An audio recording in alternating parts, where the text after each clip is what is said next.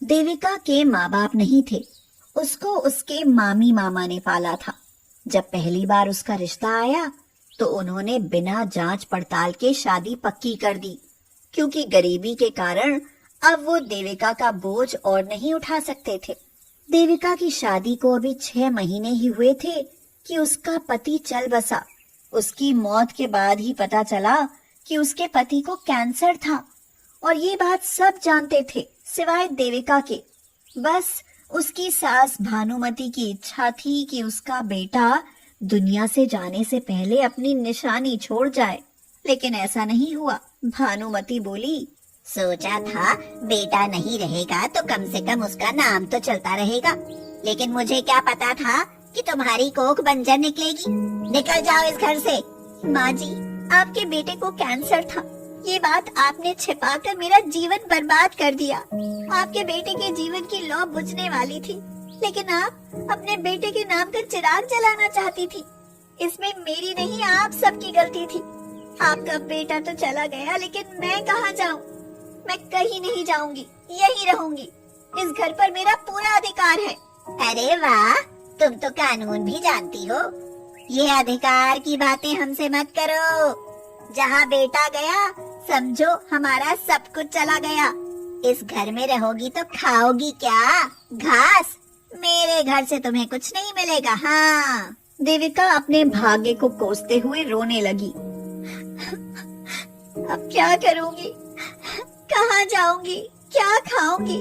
उसके सामने बहुत से सवाल खड़े थे। देविका रसोई में खाना लेने गई तो भानुमति ने पूरी सब्जी बनाई हुई थी। देविका ने थाली में खाना डाला तो भानुमति ने उससे खाना छीनते हुए कहा, तुम विधवा हो, तुम्हारे लिए ये खाना नहीं है। विधवा को रूखा सूखा खाना चाहिए। रही सही कसर छोटी ननद पूनम पूरी कर देती थी। वह बोली, माँ, भाभी के लिए मैंने रसोई में मोटे चावल और सत्तू रख दिया है। भाभी, बस अब वही खाना है। पकवान अब तुम्हारे नसीब में नहीं है। देविका की आंखों में आंसू भर आए और वह भूखे पेट ही सो गई।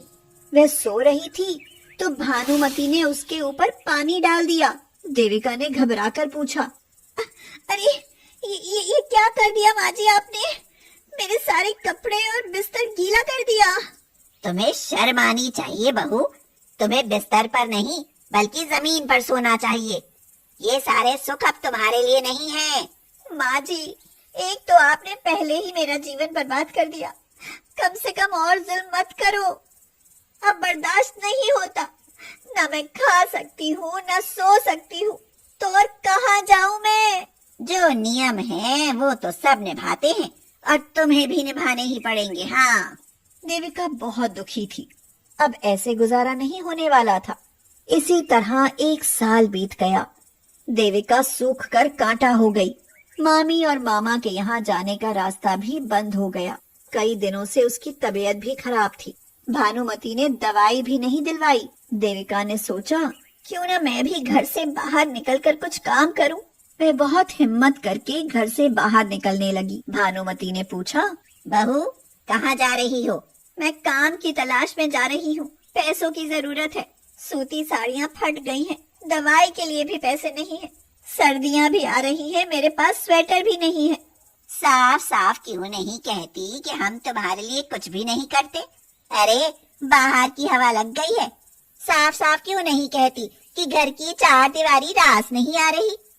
जहाँ जाना है जाओ, लेकिन ध्यान रखना, एक बार इस घर से बाहर निकली तो इस घर के दरवाजे तुम्हारे लिए हमेशा के लिए बंद हो जाएंगे, बता देती हूँ। ऐसी जिंदगी से तो मौत भी अच्छी। और आप क्या मेरे लिए दरवाजे बंद करेंगे? मैं खुद ही आपके दरवाजे बंद करके जा रही हूँ।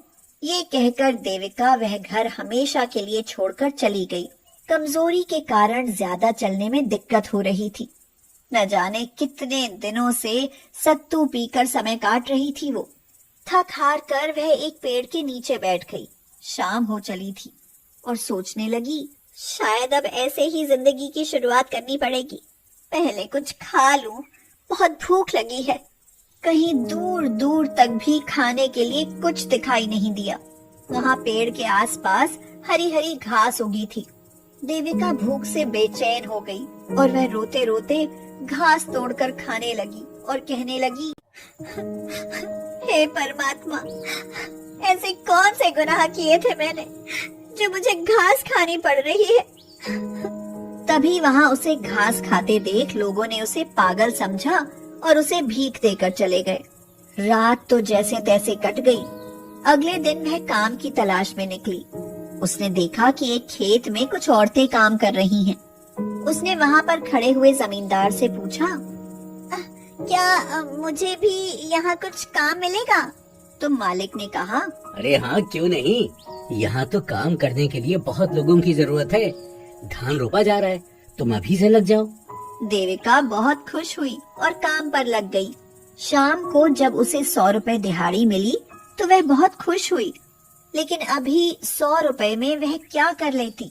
छुट्टी होते ही उसने जमींदार से पूछा, भाई साहब, मेरे पास कोई रहने का ठिकाना नहीं है। क्या कुछ समय के लिए सिर छिपाने के लिए कोई आसरा मिल सकता है? बहुत तकलीफ में मालूम होती हो। खैर, वहाँ खेत के उधर ट्यूबवेल है, उसके पास एक छोटा सा कमरा है, तुम वहाँ रह सकती हो। लेकिन हाँ, सिर्फ कुछ दिन। उसके बाद अपने रहने का इंतजाम कर लेना, क्योंकि यहाँ नील गाय का खतरा हमेशा बना रहता है।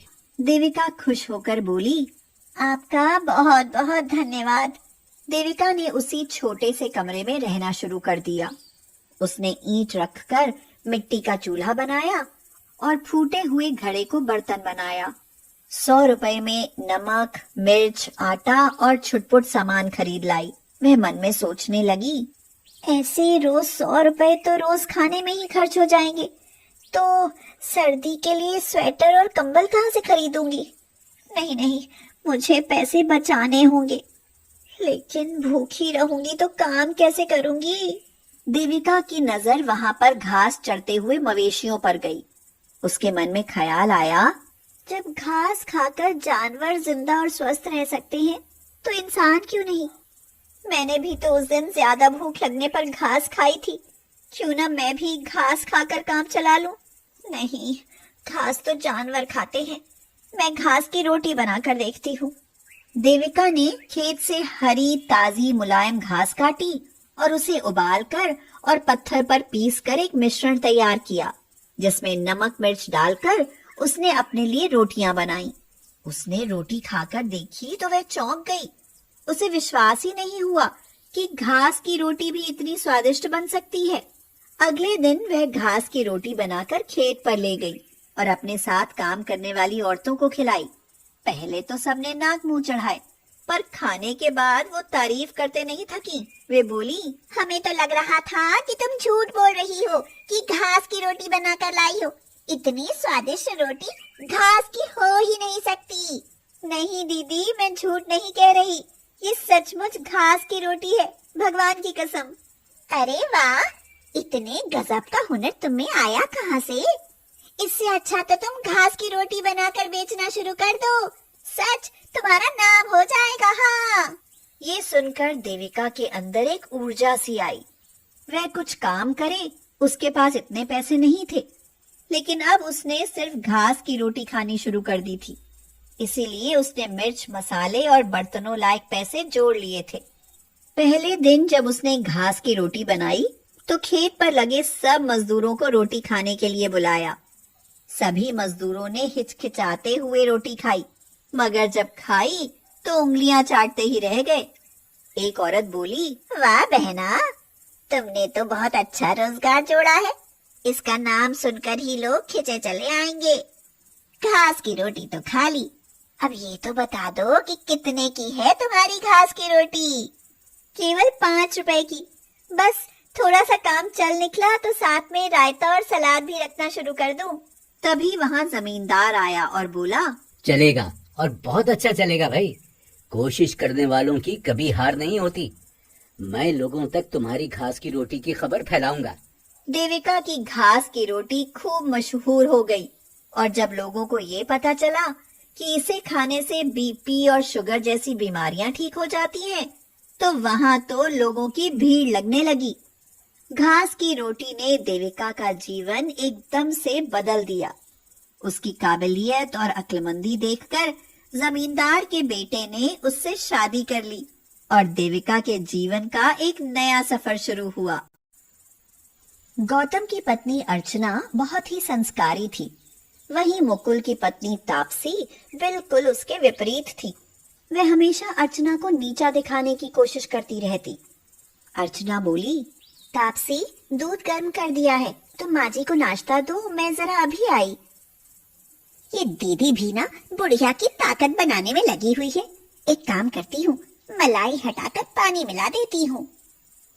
शारदा ने कहा, बहू, आज ये दूध इतना पतला क्यों लग रहा है? माँ जी, अपनी बड़ी बहू से पूछिए, दूध तो उन्होंने ही गर्म किया है, मैं तो सिर्फ डाल कर लाई हूँ। हो सकता है दूध वाला ऐसा ही लाया हो। तापसी का यही काम था, अर्चना की सही बातों को भी गलत साबित करना। दीदी, जरा देखो मेरी ये साड़ी, डायमंड का नेकलेस और मुकुल की डायमंड की अंगूठी मेरे पापा ने मेरे बर्थडे पर दी है। सुंदर है ना? हाँ, बहुत सुंदर है। अगर आपका पहनने का मन हो तो मुझसे मांग लेना, क्योंकि आपके पास तो इस तरह की न महंगी ज्वेलरी है न साड़ी। तापसी, ये तो केवल तन ढकने का साधन है, लेकिन वो सस्ते हो या महंगे इससे फर्क नहीं पड़ता। बस इंसान का दिल अच्छा होना चाहिए। तापसी चिढ़कर अपने कमरे में आ गई। कुछ दिनों बाद पता चला कि दोनों बहुएं मां बनने वाली हैं। सब लोग बहुत खुश थे। घर में दो दो खुशखबरी, वो भी एक साथ। शारदा बोली, बहू, जब भगवान ने मेरी गोद भरी थी तो मेरी सास ने मेरे गले में पुश्तैनी हार पहनाया था। अब मेरे पास एक ही हार है तो वो मैं दोनों को कैसे पहनाऊं? इसलिए अर्चना, तुम बड़ी हो, इसलिए कुछ महीनों के लिए मैं इसे तुम्हें पहना देती हूँ, फिर तुम इसे तापसी को पहना देना।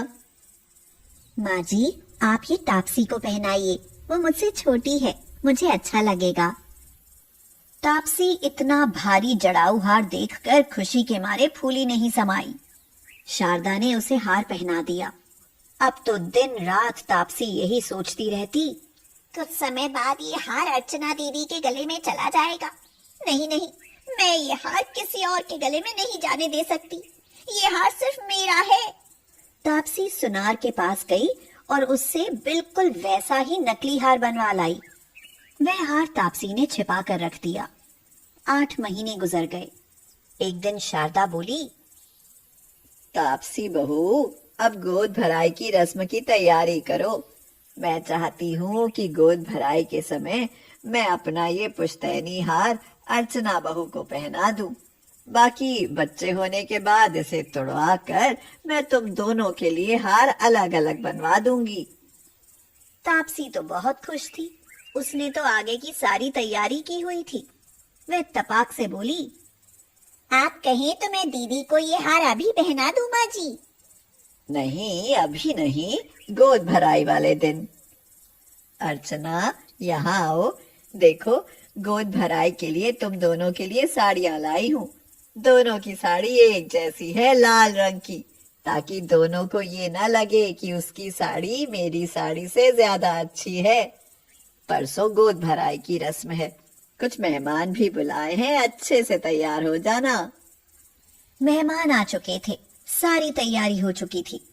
तापसी अपनी साड़ी प्रेस करने लगी तो वह प्रेस से जल गई। वह बोली, हे भगवान, अब क्या करूं? अगर माँ जी को पता चला तो वो मुझे बहुत सुनाएंगी। अब क्या करूं, क्या करूं? क्यों ना चुपके से ये साड़ी दीदी की साड़ी से बदल आऊं? वैसे भी दीदी अभी बाथरूम में है। तापसी जल्दी से अपनी साड़ी तह करके अर्चना के कमरे में रखाई और उसकी साड़ी लेकर आ गई। तापसी फटाफट से तैयार होकर अर्चना से पहले ही बाहर आ गई।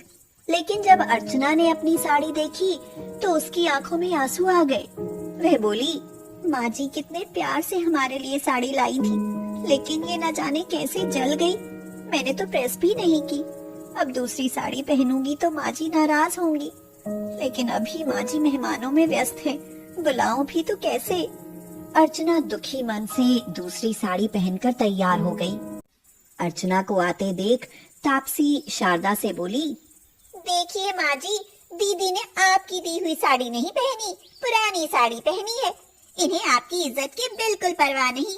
कोई क्या कहेगा, बड़ी बहू ने पुरानी और छोटी बहू ने इतनी सुंदर साड़ी पहनी है। शारदा ने अर्चना से पूछा, अर्चना बहू, ये सब क्या है? मेरी लाई साड़ी क्यों नहीं पहनी? माँ जी, जैसे ही वह साड़ी मैं पहनने लगी तो मैंने देखा कि वह साड़ी बीच में से जली हुई है। लगता है बहुत लापरवाह हो गई हो। मेरी लाई हुई इतनी महंगी साड़ी तुमने जला दी। फिलहाल रस्म होने दो, इस बारे में अब बाद में बात करूंगी। तापसी, लाओ मुझे हार दो। तापसी ने बड़ी खुशी से शारदा को नकली हार पकड़ा दिया। रस्म हो गई। शारदा ने अर्चना को हार पहना दिया। तापसी की खुशी का तो ठिकाना ही नहीं था। अब पुश्तैनी हार उसका था। गौतम बोला, अर्चना, ये 1 लाख रुपए हैं, जरा अलमारी में रख दो, सुबह ले लूंगा। एक जगह पेमेंट देनी है। तापसी मुकुल से जाकर बोली, मुकुल, हमारे बच्चे के भविष्य का क्या होगा? जेठ जी हमें जलील करने के लिए मेरे सामने दीदी के हाथ में लाखों रुपए पकड़ाते हैं। हम जैसे इस घर में नौकर हो। कुछ अपने बच्चे के बारे में भी सोचिए। क्या वो भी आपकी तरह इन लोगों के टुकड़ों पर पलेगा? जेठ जी की तरह कुछ अपने हाथ में रखो। मुकुल के दिमाग में ये बात बैठ गई और वह आए दिन अपने भाई से झगड़ा करने लगा और अंत में बात अलग होने तक पहुंच गई। घर की टेंशन में अर्चना को समय से पहले लेबर पेन शुरू हो गई। सीढ़ियों से उतरते हुए तापसी का पैर सीढ़ियों से फिसल गया और उसे भी लेबर पेन हो गए और हॉस्पिटल ले जाना पड़ा। लेकिन इत्तेफाक देखिए, तापसी ने एक मरे हुए बच्चे को जन्म दिया और अर्चना ने जुड़वा बेटों को। अर्चना बोली, माँ जी, अगर तापसी को ये पता चला कि उसने मरे हुए बच्चे को जन्म दिया है तो वह जीते जी मर ही जाएगी। इसलिए किसी भी हालत में उसे पता नहीं चलना चाहिए। लेकिन जब वो अपने बच्चे के बारे में पूछेगी तब? हमारा एक बेटा उसके पास लिटा दो ताकि वह उसे ही अपना बेटा समझे।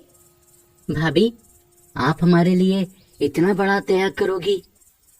मुकुल, तुम कोई गैर नहीं, मेरे अपने हो और मैं अपनों की आंखों में आंसू नहीं देख सकती।